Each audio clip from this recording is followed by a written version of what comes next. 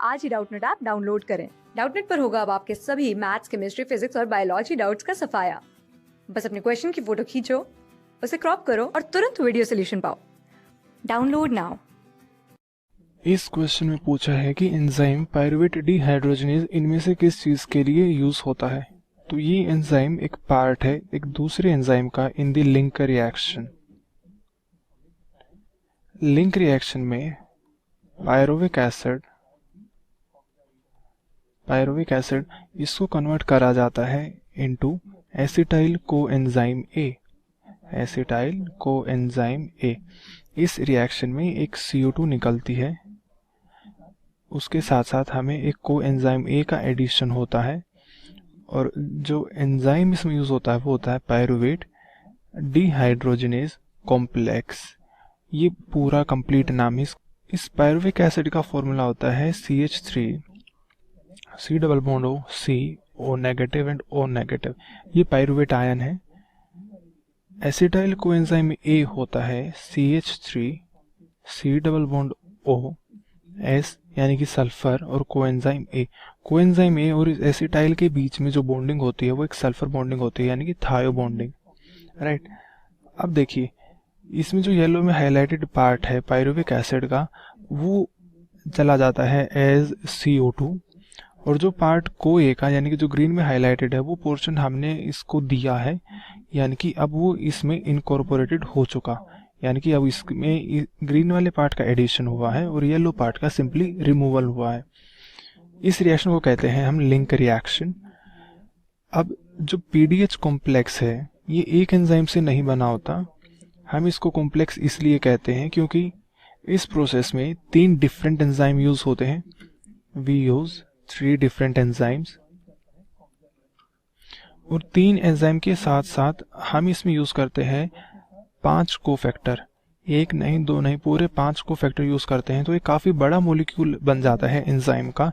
हम इसीलिए कॉम्प्लेक्स कहते हैं इसे क्योंकि एक सिंगल एंजाइम नहीं है और एक सिंगल कोफैक्टर नहीं है।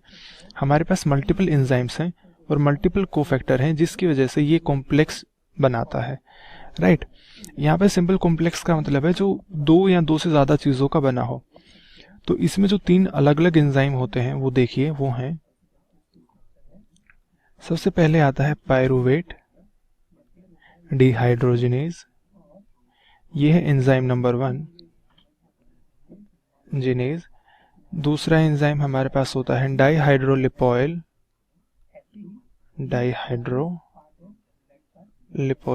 डिहाइड्रोजनेज। जहां जहां डिहाइड्रोजनेज यूज हो रहा है वहां पर cofactor majority of the cases में वो होता है NADH। अब जो तीसरा एंजाइम है इस केस में वो होगा डाइहाइड्रोलिपोइल ट्रांसएसिटाइलेज। तो ये होता है PDH कॉम्प्लेक्स का पार्ट। अब इसमें जो 5 कोफैक्टर अलग अलग यूज हुए हैं वो देखिए। एक होता है इसमें कोफैक्टर A, ये है coenzyme A। Then we use TPP that is thiamine. Thiamine एक विटामिन B का है, एक विटामिन B है थायामीन। तो हाँ TPP stands for thiamine pyrophosphate. ये दूसरा कोफैक्टर है। तीसरा कोफैक्टर आता है NADH that is nicotinamide adenine dinucleotide. ये 3। इसके बाद आता है हम यूज करते हैं फ्लेविन मोनोन्यूक्लियोटाइड। NADH को सब जानते हैं and FMN is flavin mononucleotide. और जो इसमें पांचवा और जो आखिरी कोफैक्टर हम यूज करते हैं वो होता है लिपोइक एसिड या फिर लिपोलेट। इसकी आयनिक फॉर्म को हम कहेंगे लिपोएट। तो पायरुवेट डिहाइड्रोजनेज यूज होता है for the conversion of pyruvic acid to acetyl coenzyme A। तो इस क्वेश्चन का सही आंसर होगा option number C, that is pyruvate to acetyl coenzyme A। Class 6 से 12 से लेके नीट, IIT, JEE मेंस और एडवांस के लेवल तक 10 मिलियन से ज्यादा स्टूडेंट्स का भरोसा।